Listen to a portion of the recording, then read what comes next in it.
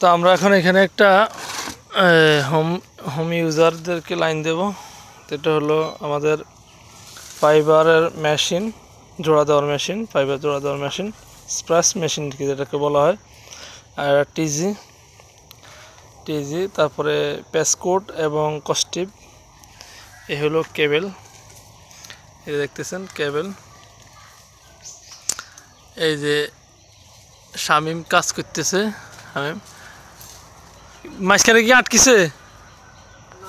হ্যাঁ দেখিস, আটকিলে নাহলে উড়াই দিব আমি, বুঝলি? আটকিলে আমার কইস আগে চা রড লাগা আর একটা লাগা। তো আসলে হটস্পট বিজনেসের পাশাপাশি হোম ইউজারের বিজনেসও আমি করে থাকি। তো এই হোম ইউজারের বিজনেসে আসলে প্রফিটটা ওরকম হয় না, তবে হটস্পট বিজনেসটা প্রফিটটা একটু বেশি হয়, একটু লাভ বেশি হয়।